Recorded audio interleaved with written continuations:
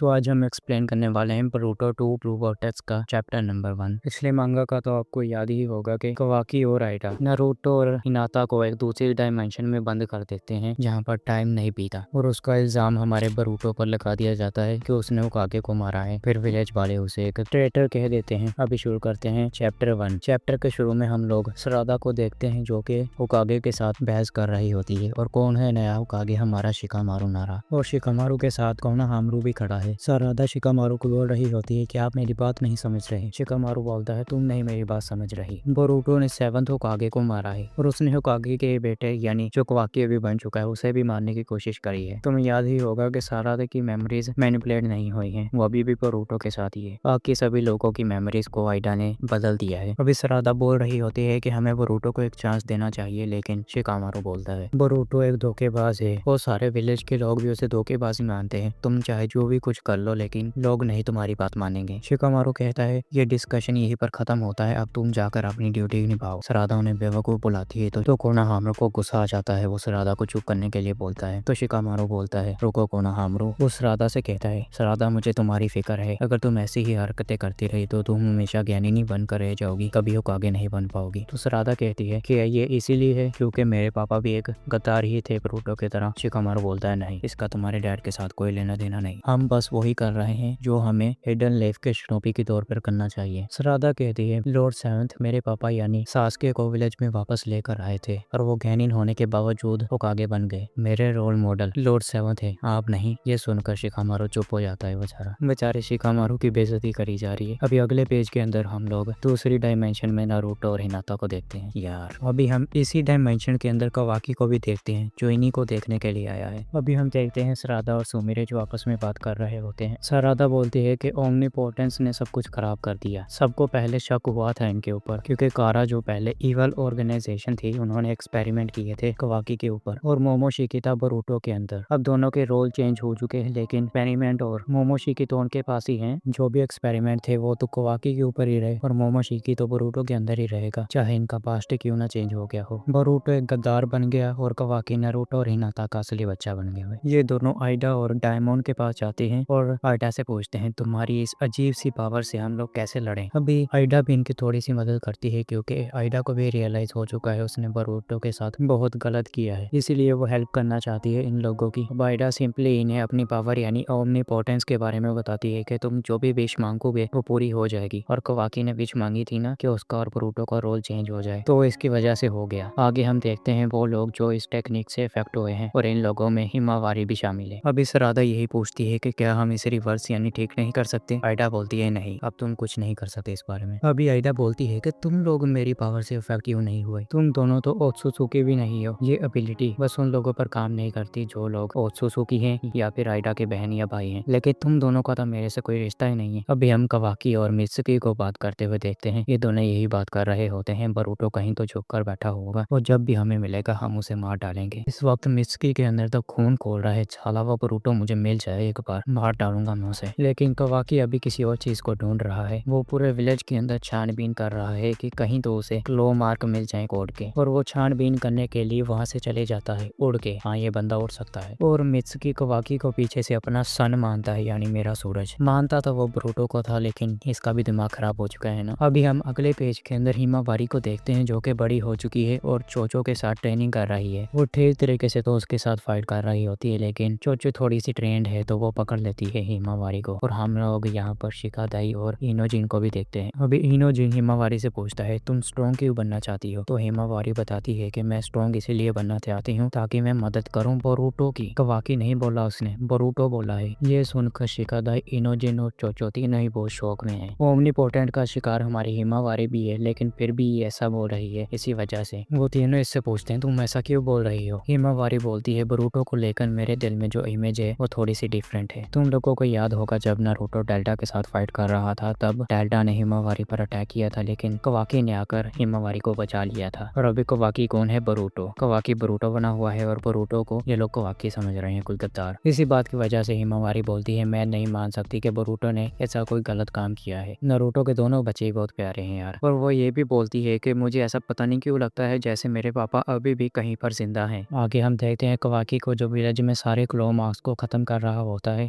अपनी आई की पावर की मदद से जीन पर जो क्लो मार्क लगा होता है वो उसे तो हटा देता है। तभी वो नोटिस करता है उसके साथ जो शिनोबी है उसकी बैक पर भी क्लो मार्क लगा हुआ है, तो वो उसकी बैक से भी क्लो मार्क हटा देता है। असल में वो उसे हटा नहीं रहा बल्कि वो उसे श्रिंक कर रहा है, वो उसे इतना छोटा बना देता है जिसमें से कोड बाहर आ ही ना पाए। तभी हम देखते हैं वो जो दो शिनोबी होते हैं जब वो विलेज में एंटर करते हैं उनकी बैक में से ही एक 10 टेल का सोल्जर निकल आता है। तुम लोगों को याद होगा इश्की के पास एक दूसरी ही डायमेंशन में एक 10 टेल था जब इश्की मरा तो कोड ने उस 10 टेल को डिवाइड कर दिया इन सोल्जर्स के अंदर, और अब वो सोल्जर कोड की क्लो मार्क की एबिलिटी को भी यूज कर सकते हैं। अगर ये एक विलेज में आ गया तो हर एक ऐसा सोल्जर विलेज के अंदर आ सकता है। अभी वो 10 टेल का सोल्जर एक शिनोबी पर अटैक करता है लेकिन कवाकी उसे रोक देता है। तभी वहां पर सरादा भी आ जाती है जो इसे एक किक देकर मारती है जिसकी वजह से ये दूर जाकर पड़ता है और उस सोल्जर के क्लो मार्क से एक और ऐसा ही 10 टेल का शिनोबी बाहर आ जाता है। ऐसे करते करते ही 2-3 वहां से बाहर आ जाते हैं। फाइनली इनमें से क्लो मार्क से निकलता है कोड, जो आते ही सरादा को बोलता है हेलो सरादा उचिहा, और इसकी आंख पर एक स्कार है, शायद से टाइम स्किप में इसने किसी से फाइट की होगी। सरादा इससे पूछती है तू यहाँ पर क्यों आया है? कोड बोलता है मैं बोरूटो को हंट कर रहा हूँ। सरादा बोलती है बोरूटो तो यहाँ पर है ही नहीं। कोड बोलता है मुझे पता है वो यहाँ पर नहीं है,